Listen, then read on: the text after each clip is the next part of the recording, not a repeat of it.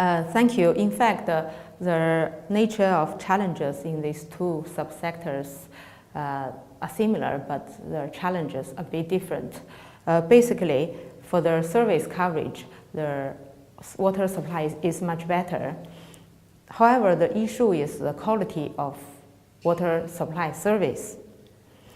Generally, for water utility, the problem is most of them are underperformance. So which means that the supply is not continuous. For example, the 24 hours, 7 days supply in most of South Asia countries are not so available. A norm is the water supply is only available 2 to 3 hours a day. So the problem is the water tariff is either too low or there's no water tariff at all, so there is not enough income generated from the industry. Therefore, the utilities, they don't have any performance target or they don't have any responsibilities for the customers because they don't get tariff. Therefore, the major challenge for me to consider in this water supply sector is how to promote recovery-based tariff so the industry can get the income to pay for their service. People should know that the water service is not free. They have to pay for that. And without tariff, operation and maintenance cannot be sustainable. The government cannot guarantee their investment for the sustainable service of their maintenance and also the operation. Therefore, the water tariff should at least be able to cover the operation and maintenance for the water service if the full cost recovery is not achievable in many of cases. So this is a major challenge for water supplies. That is the water tariff issue. At least it should be cost to recover their operation and maintenance. So this is for water supply. But for sanitation, it's a bit different issue. In fact, the sanitation service is much lower than the water service. That's because many of the governments don't think investment in sanitation is worth to doing that. Because they think the wastewater management is very expensive. If they invest money, they cannot really see the benefit. And sometimes, of course, you need to do the wastewater collection system first, which means that most of the pipes will be laid down underground and you don't see anything. So, a lot of government are reluctant to invest in the wastewater sector. So the major challenge for wastewater sector to me is how to persuade the government to put this budget of investment for sanitation or wastewater treatment in their budget allocation. Because you can see the delaying of this kind of investment would have a very big impact on everything. For example, there are very, very big impact on health issues because of the very poor sanitation service.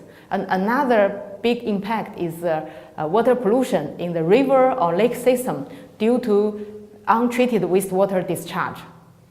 So this is my understanding. First is for the water service and second is for the sanitation.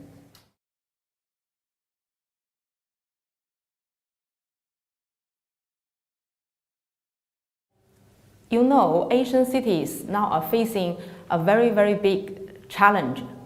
This challenge comes from this rapid urbanization.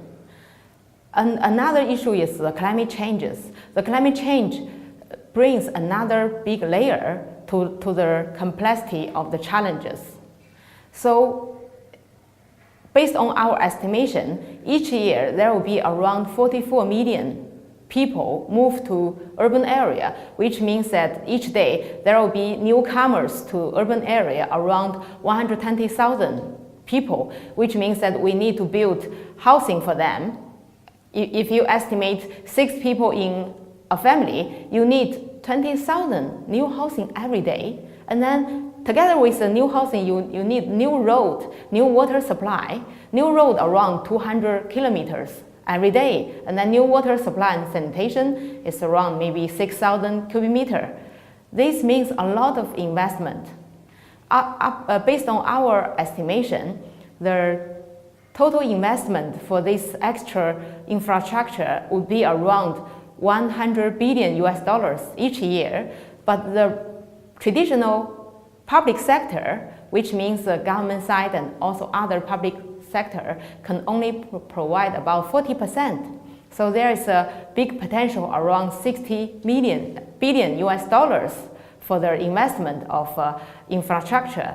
This means that the external investors will have a big potential market for their infrastructure investment. But why they are not so interested? Basically, the reason is most of the infrastructure projects are not so bankable. There are two reasons. First, most of these infrastructure projects are not very well propelled, which means that maybe the design is not so proper, the project scope is not so interesting to the private sector, and also the whole implementation, the process is not so attractive. But the more important is the second issue, that most of these infrastructure projects cannot generate income. Most of them, they cannot even recover their investment. So how can private sector to invest without to get back their investment? Why we have this issue, just as I mentioned for the water sector, because it's well known that water and wastewater sector, they can generate income if you get water tariff down properly. So it's kind of change of the government mindset to really get the staff of the tariff of the service to be collected, so we can really improve the financial viability of the projects, so we can attract more private sectors and external investors.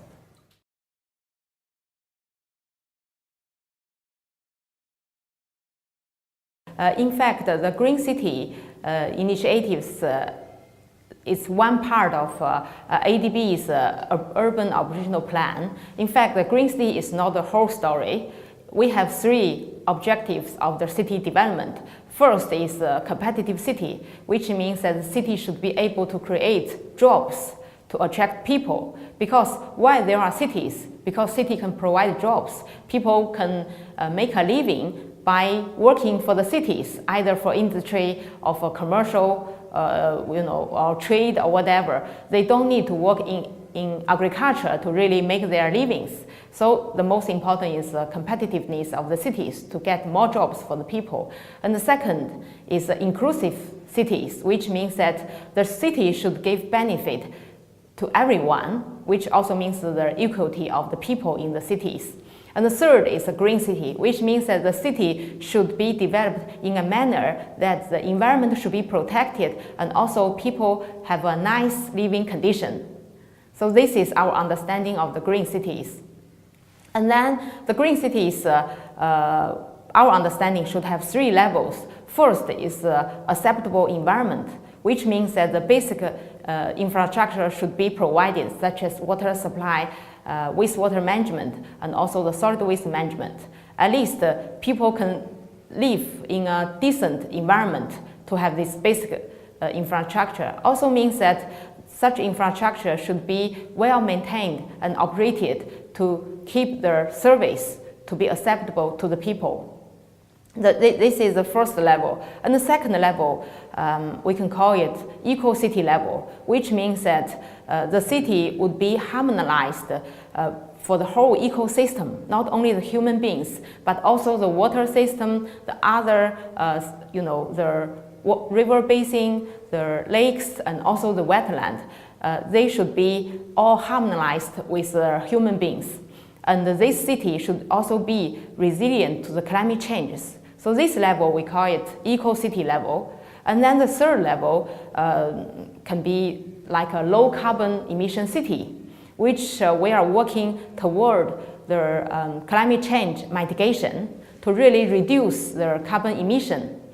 For example, we can improve their energy efficiency and also to enhance the public transport to reduce the carbon emission and also to help people to build more green buildings. So we can really reduce the carbon emission to help their climate change mitigations.